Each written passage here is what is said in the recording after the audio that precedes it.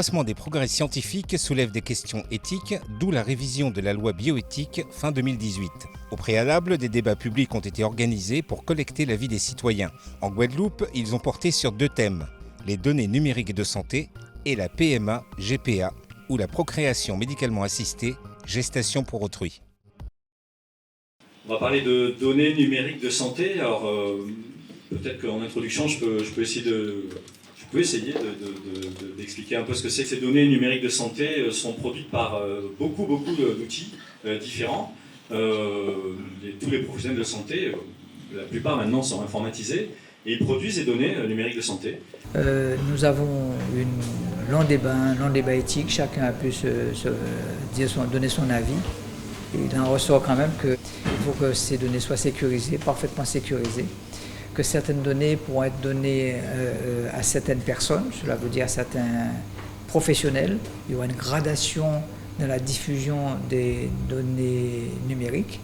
Et il y aura certainement des données qui ne seront pas mises sur le dossier et que le patient pourra dire naturellement au médecin qui va le prendre en charge. Je pense que la numérisation est importante, à condition de mettre pour moi des garde-fous et ne pas donner la possibilité à n'importe qui d'avoir accès aux données qui sont personnelles, parce qu'il y a aussi la confiance qui règne, parce qu'effectivement, ma vie m'appartient et je suis à même de donner à qui je veux l'autorisation d'avoir accès à mes données. Concrètement, l'ARS définit la stratégie en matière de santé et singulièrement de e-santé, et le GCS va déployer, traduire cette stratégie sur le terrain opérationnel avec des projets et en se servant d'un système d'information régional. Et le règlement européen de protection des données de santé, qui va rentrer en vigueur le 25 mai de cette année, va renforcer justement la problématique de sécurité des données de santé avec un certain nombre d'exigences nouvelles qui sont imposées à tout hébergeur de données de santé. Toutes ces questions ont été enregistrées, les débats ont été enregistrés et donc toutes les questions vont être envoyées au Conseil national éthique. Les gens qui vont réfléchir sur la loi vont recueillir toutes ces données pour justement savoir à quel niveau placer le curseur, le nouveau curseur. Orchestré par le Comité consultatif national de l'éthique, en mobilisant les espaces de réflexion éthique régionaux, ce travail de consultation a fait l'objet d'un rapport de synthèse dont l'objectif est de restituer les opinions et questionnements partagés lors des débats. Dans le cadre des États généraux de la bioéthique, plusieurs débats ont été organisés, notamment sur le thème de la PMA, GPA, ou procréation médicalement assistée, gestation pour autrui. Le débat qu'il y a eu ce soir était très intéressant, très riche, puisque parler du monde de demain, et en plus avec un sujet qui est quand même d'actualité, puisqu'on parle de procréation médicale assistée, de gestation pour autrui. Le questionnement est surtout posé par rapport aux limites qu'on va pouvoir fixer, puisque la loi bioéthique, ce serait pour justement fixer quelques limites par rapport à toutes ces nouveautés.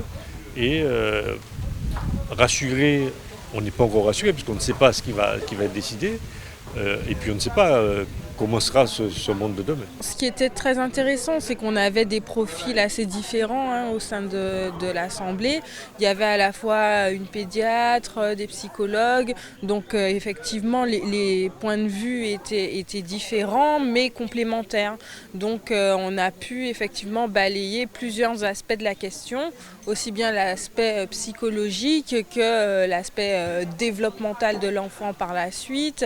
Et puis nous qui étions présents en tant que spécialistes de la procréation médicale assistée, pour tout ce qui est aspect technique et mise en œuvre de la prise en charge de ces couples et de ces femmes seules. Je pense qu'un être humain n'est pas un ventre qui se loue et qu'il n'est pas là pour, même si on dit que c'est gratuit, en réalité il y aura toujours des financements derrière. Une femme, et si elle fait un enfant, cet enfant doit être pour elle. On ne peut pas faire des enfants pour les donner ou pour les vendre à d'autres parents qui, eux, ne peuvent pas en avoir. Dans ce problème de la procréation de la GPA, je crois qu'il faut insister pour qu'il y ait l'avis de gens qui connaissent les enfants. Parce qu'on a l'impression, effectivement, que c'est un monde d'adultes qui parle. des gens qui défendent leurs droits, effectivement, avoir des enfants dans des situations particulières. Et je crois aussi qu'il faut, même si c'est difficile, on l'a bien dit, de le définir, ce qui est l'intérêt vraiment de l'enfant, mais de s'approcher vers ça dans les conditions qui font qu'il y aura ce débat. Le Comité consultatif national de l'éthique a analysé et rassemblé dans un rapport de synthèse l'ensemble des contributions issues des échanges lors des débats publics.